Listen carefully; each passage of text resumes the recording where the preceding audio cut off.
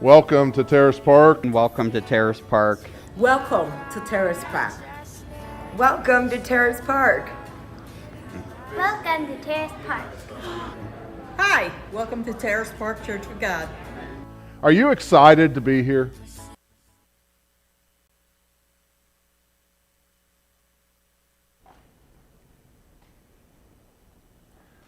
Welcome to Terrace Park, to our Tuesday night Bible study. We've been still working in the chronological Bible.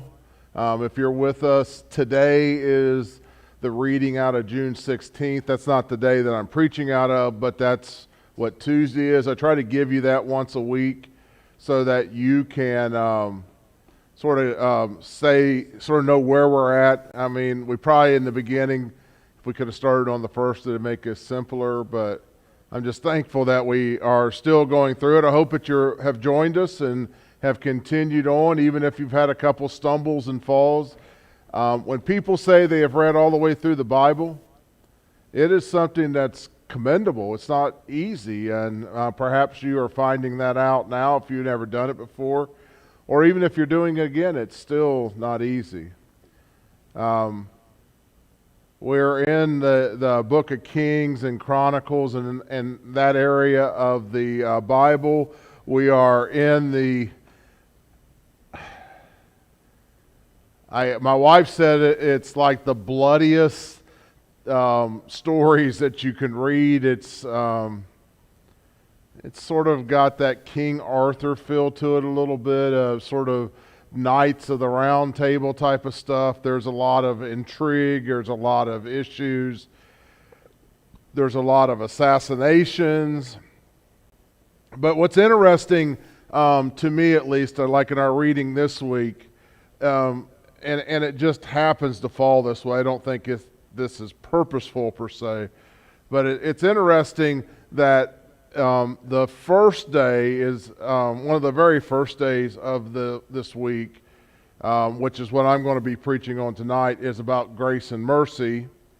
And then the last day is about grace and mercy. And then all in between is how men are at each other's throats and they're cheating them and lying them and all that stuff. And it sort of just reminds me that in reality, our lives are a lot that way. You know, God has given us grace and mercy. All this crazy stuff happens, and then God gives us grace and mercy. So I'm just thankful that we have this opportunity to sort of deal with this. And they're moving around a little bit, so I'm assuming you can see me and everything, but I'm not sure. So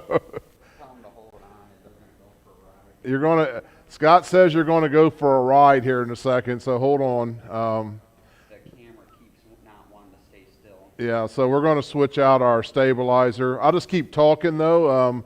I may look a little crazy for a second, but just bear with us. Sometimes we do have technical difficulties. But tonight's message is on, and it's titled just plainly, Naaman. And I have spoken of Naaman many a times.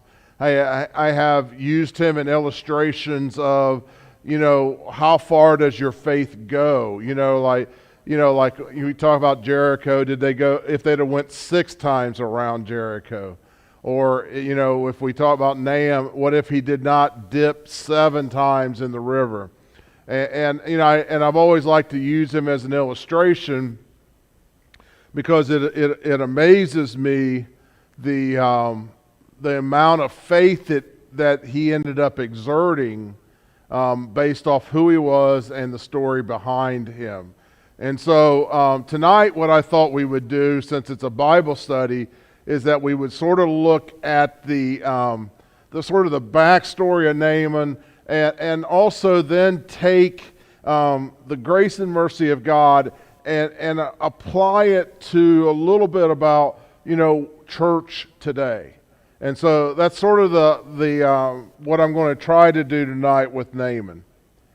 So here's the story of Naaman, and here's the backstory of him. So Naaman was a general of Ben-Hadad II.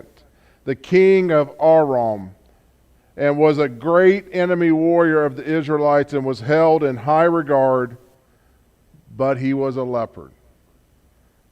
Now, that's one thing I think that we miss in that story. He was a great foe, a great enemy. He was he caused the Israelites so many issues.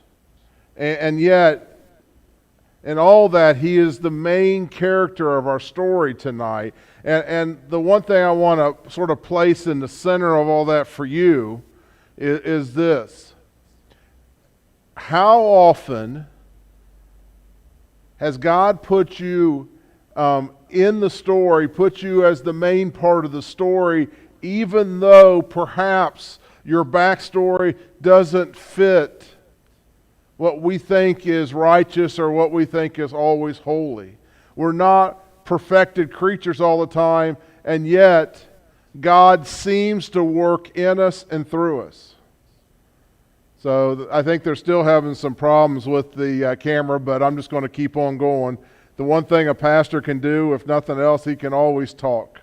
And one thing I've always told Scott and John is that hopefully they can at least hear my voice.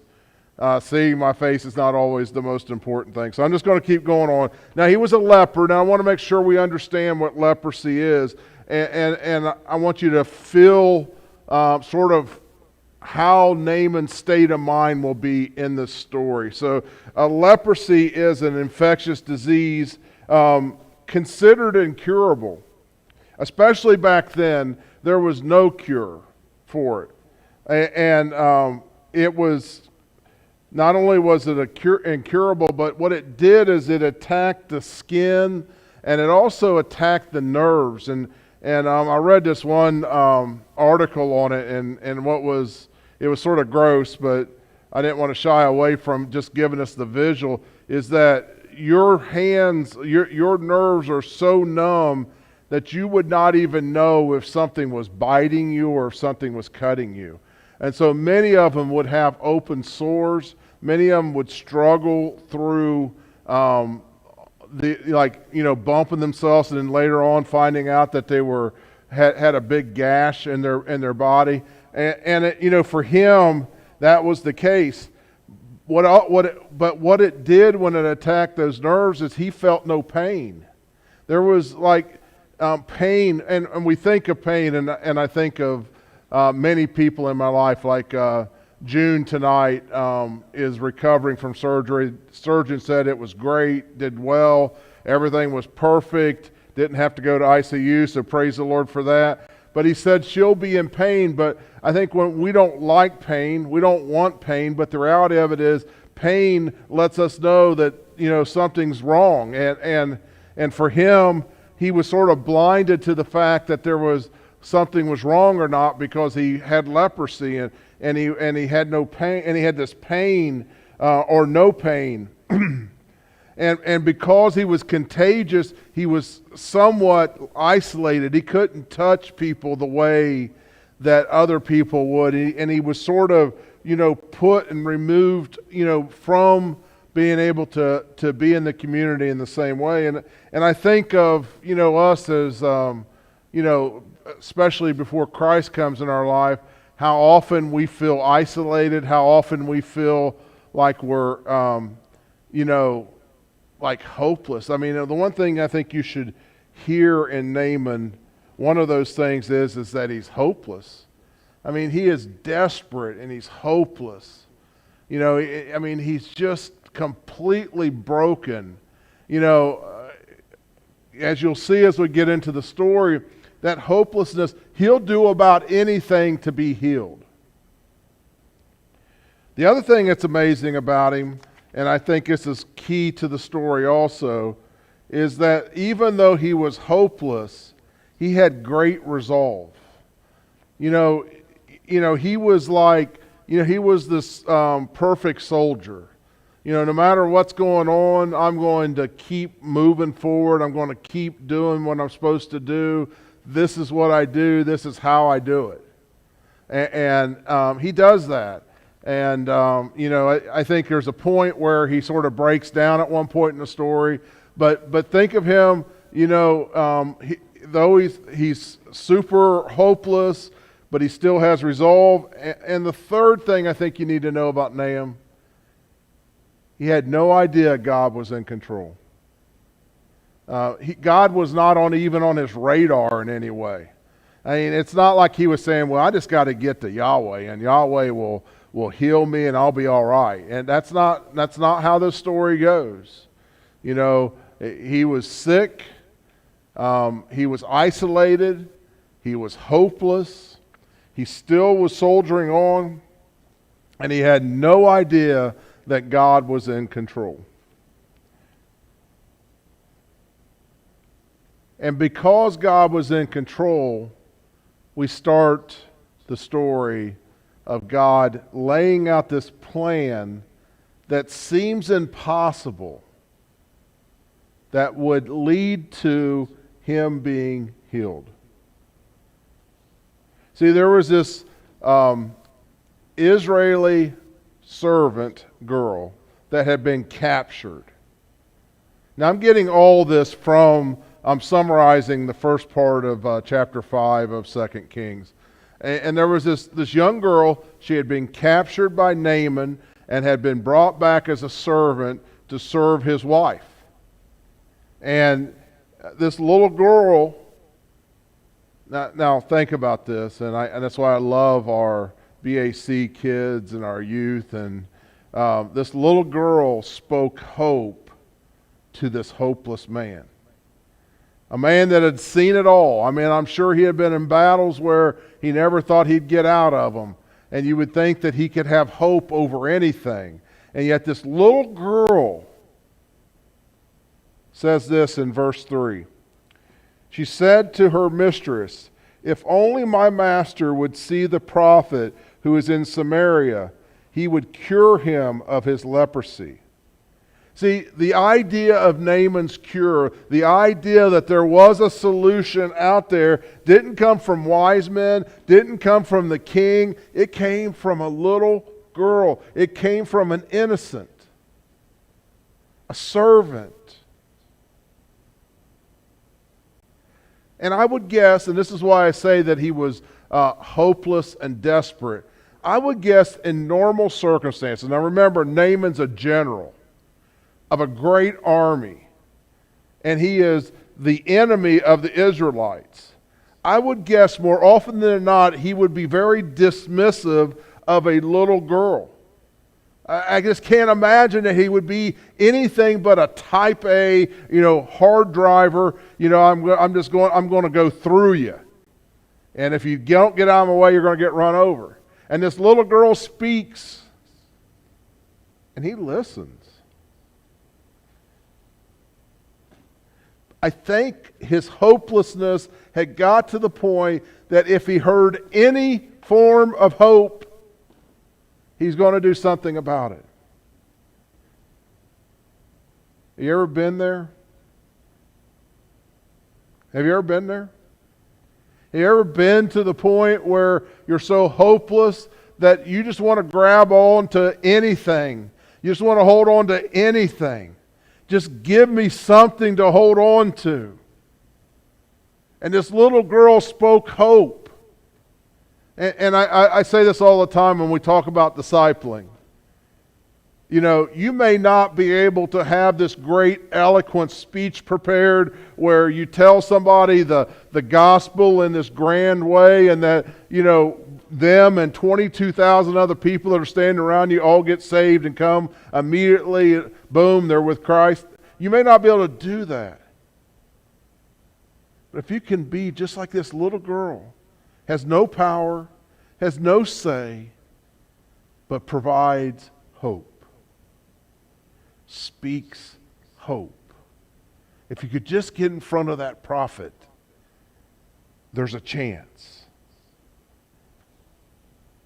So Naaman went to the king and said, "Hey, can you help me here?" And the king responds by saying, "By all means you can go." This is verse 5. The king of Aram replied, "And I will send a letter to the king of Israel," who is at this point the king of Israel is Joram. So Naaman left, taking with him 10 talents of silver, 6,000 shekels of gold, and 10 sets of clothing. The letter that he took to the king of Israel read, "With this letter I'm sending my servant Naaman to you, so that you may cure him of his leprosy." Now, I want to point out two things. In verse 8 and in verse 5 at the end, he brought all this gold. What he did not realize was it wasn't going to take money to be cured. It was going to take faith. See, he doesn't have even a concept what faith is. He just has a concept of what hopelessness is. And hope and faith work so hand to hand together that it's going to draw him into faith, but it's because of the hopelessness that he is actually moving toward faith. And the money's not going to make a difference. And then he has this letter. Now, when you first read verse 6, it looks like the king was trying to be helpful. But the reaction from Joram, I think, suggests that this was more of a threat. See, when he reads that letter, he's like scared. And I think he's scared for two reasons. One, he knows that he can't heal Naaman. He knows it. There is no way I'm going to be able to heal Naaman. Never done that before. Never going to do it again. And he also knows that Ben-Hadad II was not only powerful, but he's looking for any excuse to attack. Later on he does. But he sends this letter almost out of, here, just give me a reason. Just give me a reason. Humiliate Naaman now, and I'll send him back with an army. But fortunately, Elisha, the disciple of Elijah, hears about the letter. And he tells Joram to send Naaman and he would help. So I just want you to get a sense of there's a book that talks about the imagination of God and how it's so much greater, it's infinitely greater than our own. I just want you to listen to this plan. It goes something like this. So far the plan seems impossible, right? So first we have a fierce enemy seeking help. He listens to a little girl. Two kings that are each other's throat agree to send Naaman to Elijah, and then he arrives. And if you read the scripture, when Elijah arrives, it's sort of like he brings it, like if it was today, he'd have all these limos and these armor-plated SUVs rolling up to Elijah's house. And, it's like he's a very important person. He's on his chariots. All these men are around him, and they're rolling in, and there they stop, and they stop. And I think, because he's so hopeless, he's just like, I cannot wait to get to see this guy. And as soon as I see him, I know things are going to be better. And I think he's, sort of like a little skeptical too, probably. But he's here. He's soldiering forward. He's on mission. I'm going to get healed. This little girl said I could, and for some reason, I just think this is the right thing.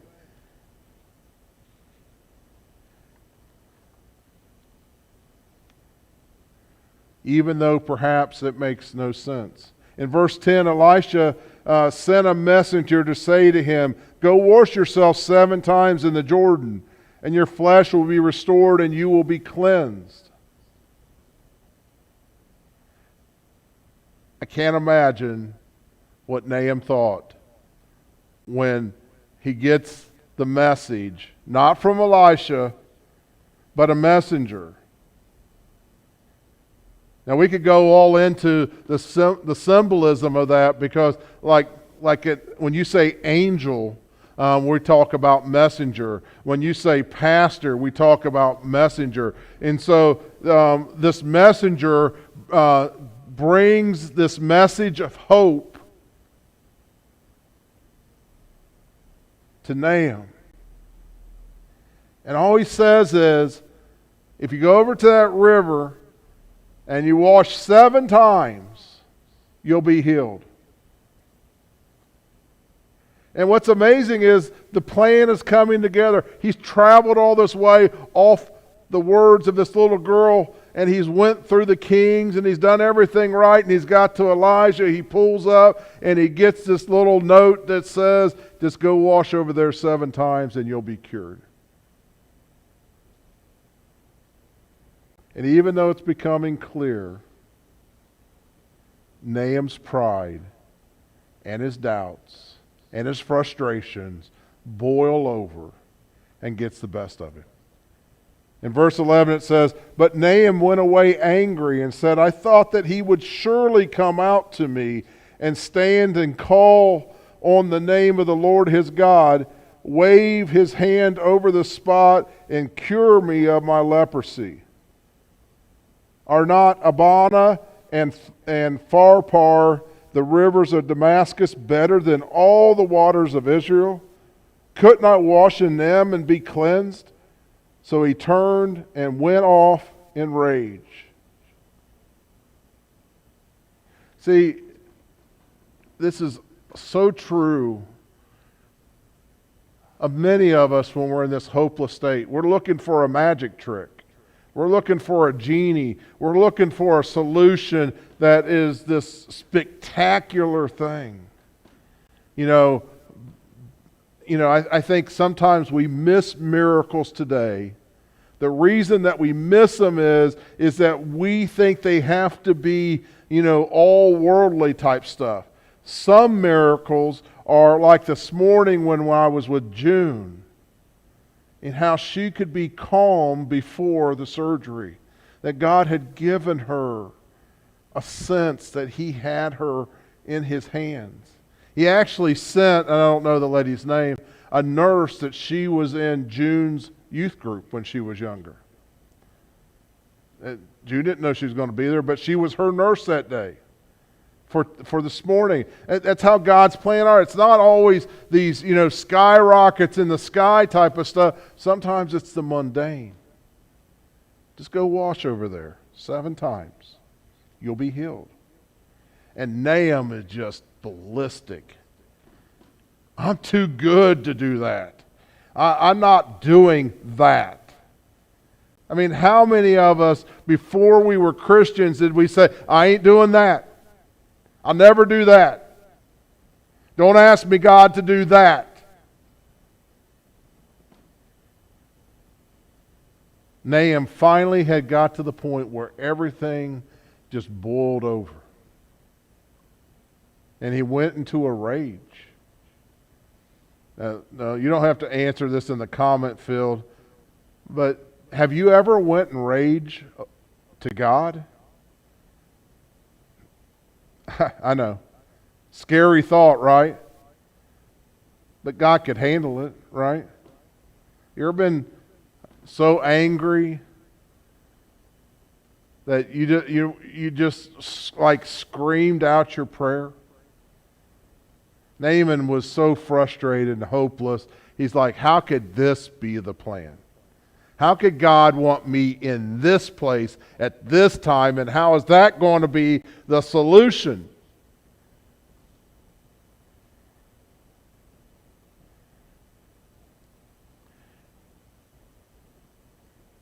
But here's what's so awesome,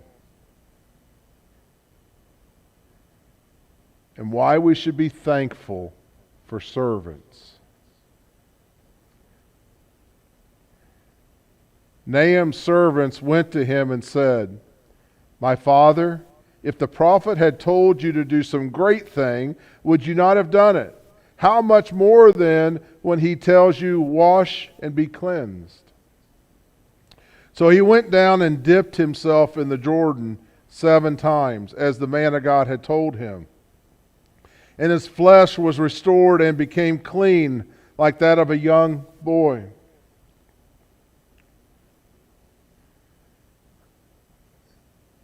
Hear this. I think this is critical. It's critical, at least from my sermon. I think it's critical in the understanding of God's plan. See, with encouragement, Naaman was able to show great faith. And because he showed great faith, God blessed him with healing. God's grace and mercy was let loose. Not because Naaman was worthy of some kind of healing, not because Naaman had great faith in the moment, not because of what he had done. He done it because God loves him, and God loves all of us. And one of the things we must recognize is that God wishes us all to be healed, whether it's physical, whether it's mental, whether it's spiritual. He wants our healing. When I talk about a church being sort of like a hospital, here and that, what I'm saying is there are many people that are broken, that if they can be encouraged, they can be healed.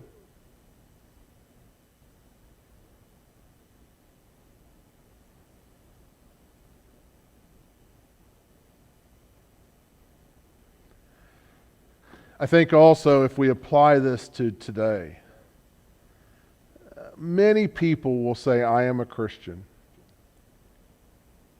and then turn around and say, I see no value in the church. I see no value in the church, even though I believe in Jesus, I believe in God, I see no value. But I believe this moment, I believe this moment can illustrate, can model, can sort of guide us to understand, at least in part, the value of church. See, there are times when God's plan is unfathomable. That you just don't understand what's God doing in this circumstance. You know, I mean, as a pastor, I'm keenly aware of those moments in people's lives where they're going, I don't see a way forward. I just don't understand how, why, where, what is going on. I'm to the point where all hope is lost.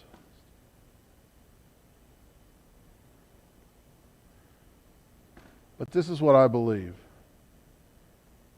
That when a church is like a hospital, when a church is comprised of servants of God, that if those servants will surround those that need encouragement, surround those that their faith is shaken by whatever is going on, surround those that are hopeless, surround those that are joyless, surround those that feel like they have no love. If the servants of God are acting in that way, if they will surround them,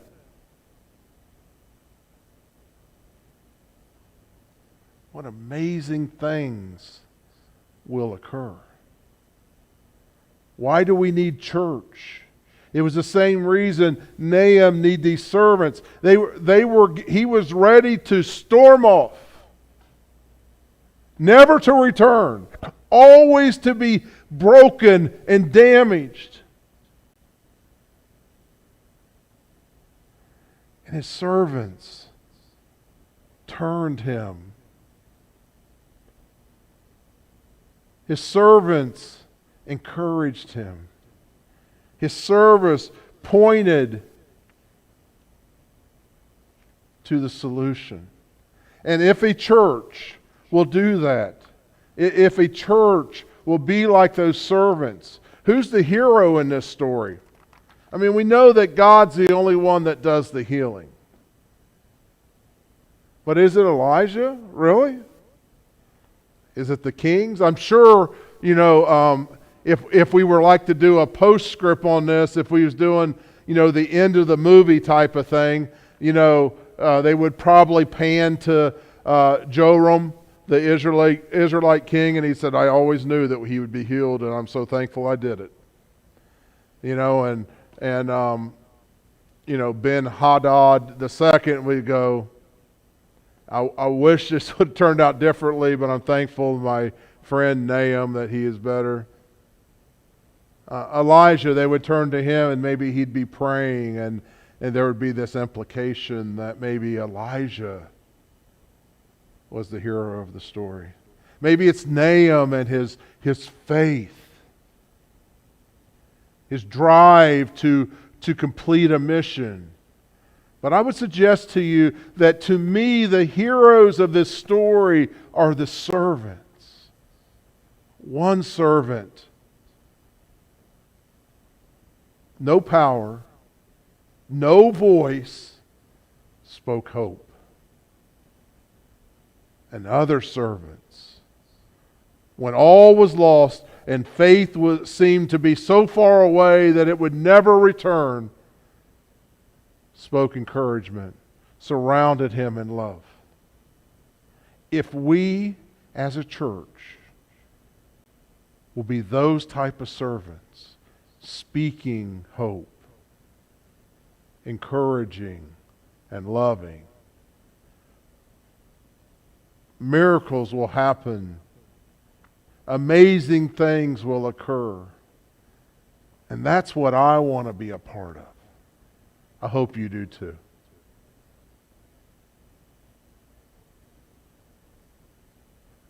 We have a Zoom meeting after this. If you want to join us at 7:30. If not, we have prayer meeting tomorrow night at 7. Keep June in your prayers as she's healing tonight. May the pain be lesser and lesser. God bless. Have a good evening.